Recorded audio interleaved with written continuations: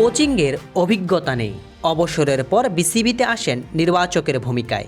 জাতীয় দলের নির্বাচক প্যানেলে মিনহাজুল আবেদিন নান্নু এবং হাবিবুল বাশারের সাথে কাজ করেন আব্দুর রাজ্জাক। পরে নান্নু এবং বাশার ছেড়ে গেলে গাজী আশরাফ হোসেন লিপুকে সঙ্গ দেন তিনি। জাতীয় এ দল, ইমার্জিং দলসহ নানা দল নির্বাচনে কাজ করেছেন রাজ্জাক।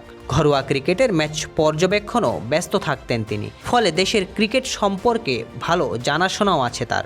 নির্বাচকের দায়িত্ব ছেড়ে সর্বশেষ বিসিবি নির্বাচনে অংশ নেন আব্দুর রাজ্জাক। জেলা বিভাগের ক্যাটাগরি 1 থেকে নির্বাচন করে বিনা প্রতিদ্বন্দ্বিতায় বোর্ড পরিচালকও হয়ে যান। ক্রীড়া পরিষদ বোর্ড ভাঙার আগ পর্যন্ত বোর্ড পরিচালকের দায়িত্বেই ছিলেন টাইগার দলের সাবেক এই বাঁহাতি স্পিনার।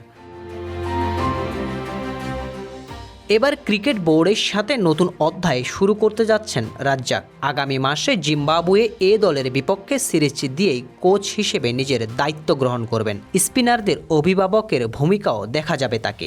1 বছরের চুক্তিতে এইচপি ইউনিটে কাজ করবেন তিনি। গেল বছর সফলভাবে লেভেল 3 কোচিং সম্পন্ন করেছিলেন। এবার তরুণ স্পিনারদের বোলিংয়ের কৌশল শেখাতে তিনি মাঠে নামবেন।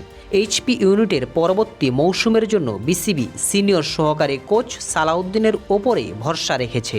তার সঙ্গে কোচিং প্যানেলে রাজ্জাক ছাড়াও থাকছেন সোহেল ইসলাম, তুষার ইমরান, কলি কলিমর, রাজিন সালেহ এবং তালহা জুবায়ের।